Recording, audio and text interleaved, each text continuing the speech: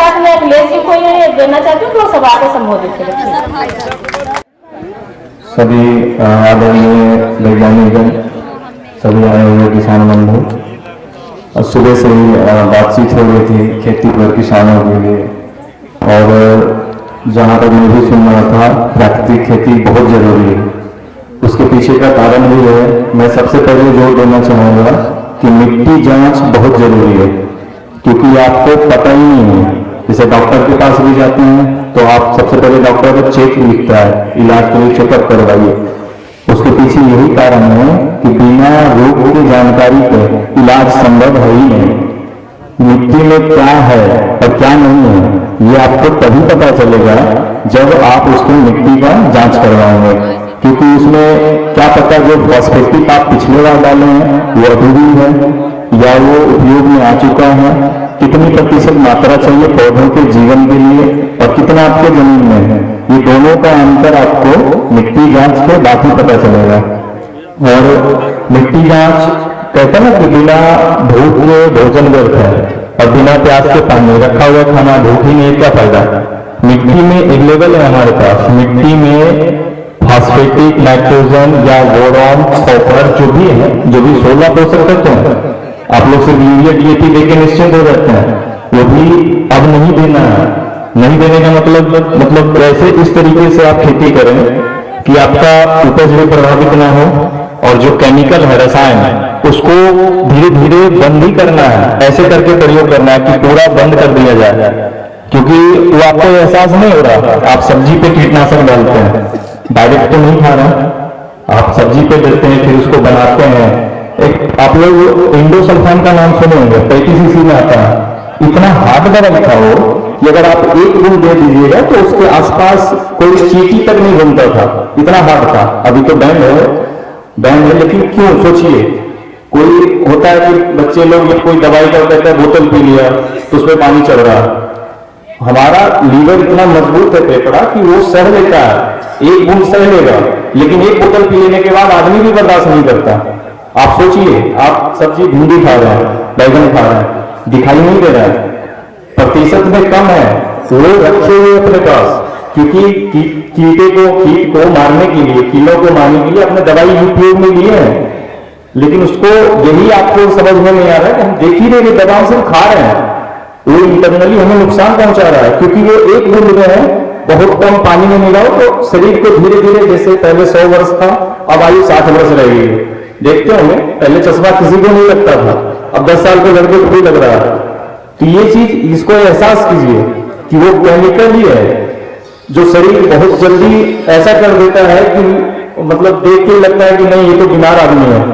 वो धीरे धीरे इंटरनल शरीर में वो एडजस्ट करता है। केमिकल को बंद कीजिए। हाँ, बहुत सारी होगा, सोच रहे होंगे कि नहीं देंगे तो कैसे होगा।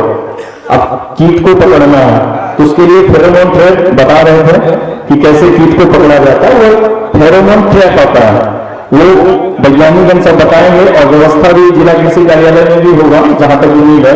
वो क्या होगा, जो भी मेल है, जो नर है, उसको वो अट्रैक्ट करता है, उस पर वहां पकड़ा जाएगा, मेल फीमेल होगा तो रिप्रोडक्शन बंद हो जाएगा, तो वो कीट पूरा कंट्रोल हो जाएगा।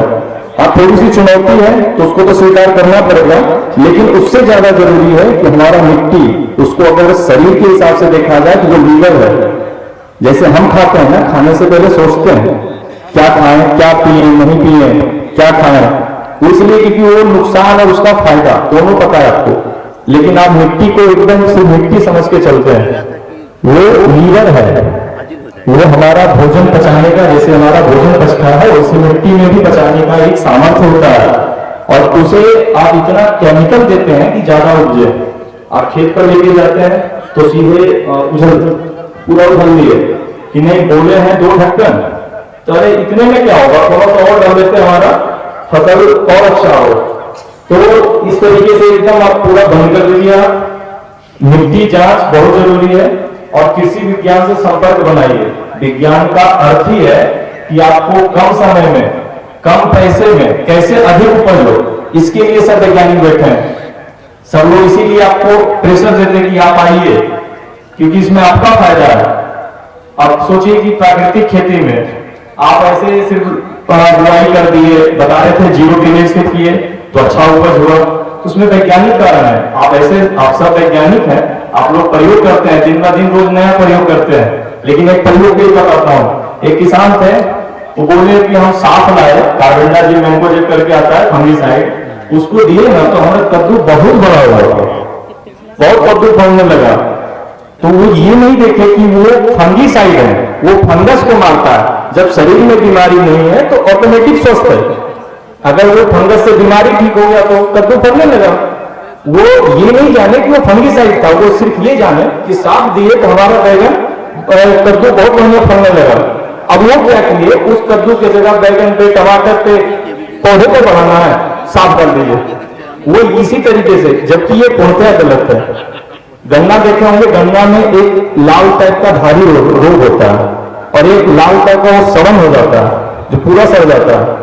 आप दुकानदार के पास जाइए, वो आपको दवा दे देगा जो नॉन टेक्निकल है, बहुत लगभग नॉन टेक्निकल है। वो दोनों दो रोग, उसका जो पैथोजन है ना, रोगजनक, वो दोनों अलग है। एक बैक्टीरिया से लगता है, लालधारी बैक्टीरिया से लगता है, और जो लाल सड़न है फंगस से लगेगा। अब बताइए दोनों में एक ही दवा कैसे काम करेगा? पॉसिबल ही नहीं है। वो आपको कहां पता चलेगा? कृषि विज्ञान केंद्र में, कि आखिर रोग किस चीज से, कैसे लगा रोग। जब तक रोग नहीं पता होगा आप इलाज नहीं करवा पाएंगे। उसके लिए सब वैज्ञानिक बैठे हैं और मैं ज्यादा समय नहीं लूंगा। आप लोग सब प्रयोग करें, आके यहाँ विचार विमर्श करें, बहुत सुविधा मिलता है यहाँ से। और ये अपना परिचय नहीं दिए जी, मेरा नाम अखिलेश पांडे हुआ। मैं ऐसे पहले इफ्को में था, अभी मैं राष्ट्रीय किसान मंच का जिलाध्यक्ष हूँ जमुई का। और मैं कृषि विज्ञान केंद्र में पहले से सब वैज्ञानिक से जानता था। इफ्को के चलते किसानों से लगाव है और सेवा भी है इस जिला में। तो हम यहाँ पर सर बुलाते हैं कि चलिए आइए किसानों के बीच। हमें भी अच्छा लगता है क्योंकि हम बहुत कुछ सीखते हैं आपसे। आप लोग रोज प्रयोग करते हैं, लेकिन थोड़ा सा प्रयोग तकनीकी रूप से हो तो और बेहतर कर सकते हैं। और तकनीकी का ज्ञान आपको कृषि विज्ञान केंद्र में मिलेगा, सब सहयोग में ही है। और मैं अपने वाणी को विराम देता हूँ। आप सभी को धन्यवाद।